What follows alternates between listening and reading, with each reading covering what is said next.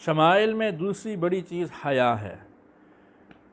ان ذالکم کان یؤذی النبی فیستحیی منکم، تمہاری اس بات سے نبی کو تکلیف ہے پھر بھی تم سے شرم کرتا ہے۔ آپ کے شمائل میں آپ کا حیا۔ ابو سعید خدری رضی اللہ عنہ فرماتے ہیں آپ پر حیا اس قدر غالب تھی جیسے کنواری پردہ نشین لڑکیاں حیا میں ڈوبی ہوتی ہیں۔ اگر کوئی امر ناگوار گزرتا تو ہم چہرہ انور کی کیفیت سے معلوم کر لیتے تھے، اسی لیے تو صحابہ کو مزاج شناس نبوت کہا گیا ہے۔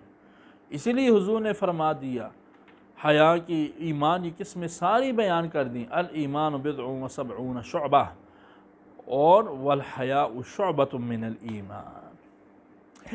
مطلب یہ کہ ہر دین کے اخلاق کا ایک عنوان ہوتا ہے، مذہب اسلام کے اخلاق حسنہ کا عنوان سراپا حیا ہے۔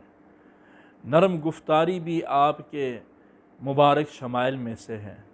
انس کیا فرماتے ہیں؟ خدمت رسول اللہ صلی اللہ علیہ وسلم 10 سنین ما قال لی اف قط ولا قال لی لما فعلت هكذا ولما ما فعلت هكذا۔ انس کہتے ہیں 10 سال حضور کی خدمت کی، کون سی عمر میں آپ ہجرت فرما کر تشریف لائے، صحابہ نے جانیں لٹا دیں۔ انس کی اماں ام سلیم انس کو لاتی ہیں، عرض کرتی ہیں میری کل کائنات یہ 10 سالہ بچہ ہے۔ آج لوگ اپنی اپنی حیثیت کے مطابق نچھاور کر رہے ہیں، چیزیں قربان کر رہے ہیں، میرا صرف یہ 10 سالہ بچہ ہے، یہ میری کل کائنات ہے، میں آپ کی خدمت میں حاضر کر رہی ہوں، اس کو غلامی میں قبول فرمائیے۔ اس دور کے غلاموں کا احوال دیکھیے اور پھر حضور کی نرم گفتاری دیکھیے کہ آپ علیہ السلام نے انس کو 10 سال کا بچہ، 10 سال سے 10 سال کی عمر یعنی 20 سال تک، یہ عمر لا ابالی کی عمر ہے، اس عمر میں بچے کیا نہیں کرتے۔ انس بھی فرماتے ہیں اس دور کے اعتبار سے کبھی حضور کام کو بھیجتے ہیں، میں ہم جولیوں کے ساتھ اپنے ہم عمر بچوں کے ساتھ کھیلنا شروع کر دیتا، حضور تشریف لا کے پوچھتے انس تو نہیں گیا؟ میں عرض کرتا حضور ابھی گیا، میں چل پڑتا۔ ہاں جی، میں عرض کرتا ہوتا ہوں کہ یہاں نبی کا کمال یہ ہے کہ نبی سے زیادہ کائنات میں نفیس کوئی بھی نہیں ہوتا، اور حضور سے زیادہ نفیس تو اللہ نے کائنات میں کسی کو بھی پیدا نہیں کیا۔ نفیس مزاج انسان کے وجود پر ہلکی سی بات بھی انتہائی ناگوار گزرتی ہے۔ آپ کو بعض باتیں کتنی ناگوار گزرتی ہوں گی، لیکن آپ کا یہ نرم گفتاری اور تحمل ہے۔ اور دوسری طرف انس کا بھی کمال ہے کہ اس نے زیادہ کبھی موقع بھی تو نہیں دیا۔ خلق حسن وَإِنَّكَ لَعَلَىٰ خُلُقٍ عَظِيمٍ۔ حضور نے خود ارشاد فرمایا بُعِثْتُ لِأُتَمِّمَ مَكَارِمَ الْأَخْلَاقِ، اور ایک روایت میں لِأُتَمِّمَ حُسْنُ الْأَخْلَاقِ۔ انس فرماتے ہیں کان رسول اللہ صلی اللہ علیہ وسلم من احسن الناس خلقا، حضور لوگوں میں اخلاق میں سب سے زیادہ حسن خلق والے پائے جاتے تھے۔ لیکن یہ باتیں کرنا آسان، عملی طور پر اس کو سامنے لانا بڑا مشکل۔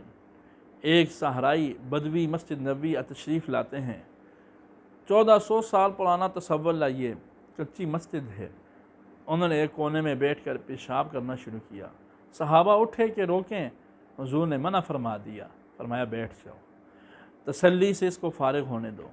جب وہ پیشاب کر چکا، حضور نے بلایا، نرمی سے فرمایا کہ مسجد خدا کا گھر ہے، یہ ان کاموں کے لیے تعمیر نہیں کی گئی، یہ اللہ کی عبادت اور ذکر کے لیے تعمیر کی۔ سائل آتا ہے، چادر پیچھے سے پکڑ کے آپ کو یوں کھینچتا ہے کہ گلا مبارک گھٹنے لگتا ہے، اور اگر کہتا ہے مرلی من مال اللہ، بیت المال میں جو مال پڑا ہے میرے اللہ کا مال، مجھے بھی اس میں سے کچھ دیجئے۔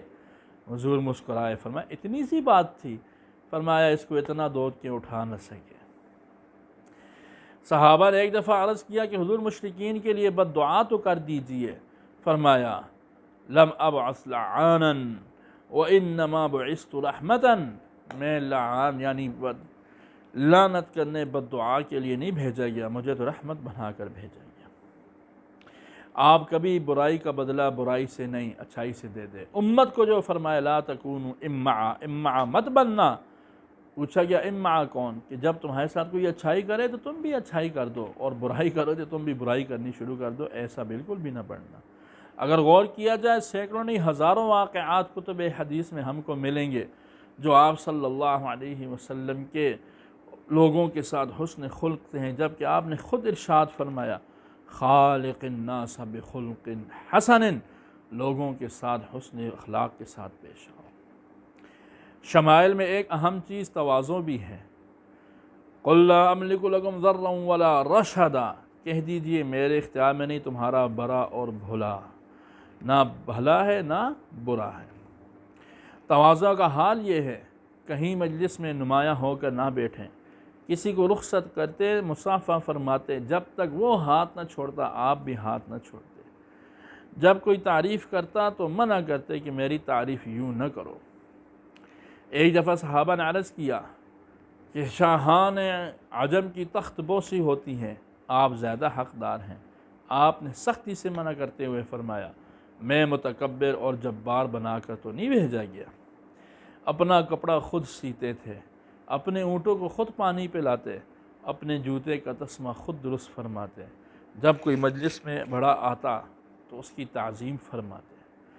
ایک مرتبہ ایک شخص ملا، کچھ بات کی چلا جاتا ہے، کہتا ہے یہیں بیٹھیے میں آتا ہوں۔ 3 روز بعد اسے خیال آیا دیکھا اس وقت حضور وہیں تشریف فرما تھے۔ دروازہ ایسا ہے نہ چوکیدار ہے نہ دربان ہے، ہر کوئی آ کے اپنی بات رکھ سکتا ہے۔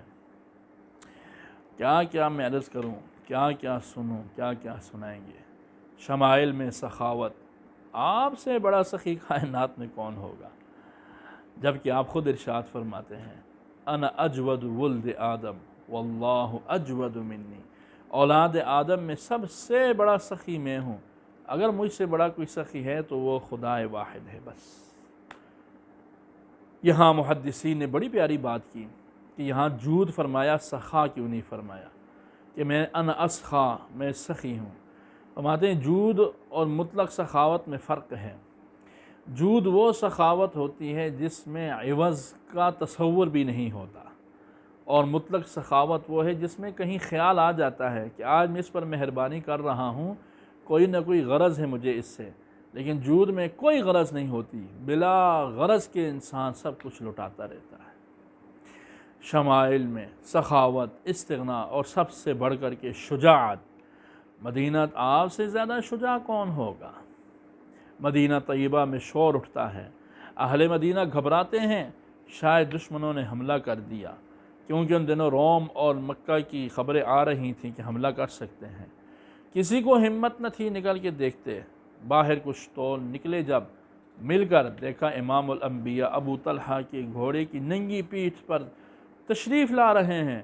فرماتے ہیں لن تراعوا لن تراعوا، کوئی گھبرانے کی بات نہیں، ہم نے سارا مدینے کا چکر لگا کے اکیلا میں آ گیا، کوئی خطرہ نہیں، کچھ بھی نہیں۔ اور اے ابو طلحہ، تیرا گھوڑا تو نہیں چلتا تھا، وہ تو معذور تھا، لیکن محمد الرسول اللہ کے قدم کی برکت تھی کہ یہ دریا کی موج بنا ہوا تھا۔ عبادت اور ریاضت یہ بھی آپ کے شمائل میں سے ہے۔ آپ سے زیادہ عبادت کس نے کی؟ آپ سے بڑا عابد تو ہے ہی کوئی نہیں۔ آپ سے زیادہ عبادت کرنے والا حتیٰ تورمت قدماہ، یہاں تک کہ آب قدمین مبارک سوج جاتے تھے۔ پھر عفت و امانت۔ خلاصہ کلام یہ ہے کہ آپ علیہ السلام کے شمائل ایسے شمائل ہیں کہ دنیا میں کوئی ایسے شمائل نہ پیش کر سکا ہے، نہ کوئی پیش کر سکتا ہے۔ آپ کی زندگی کا ہر لمحہ حسن صوت، حسن سیرت اور حسن عمل سے عبارت ہے۔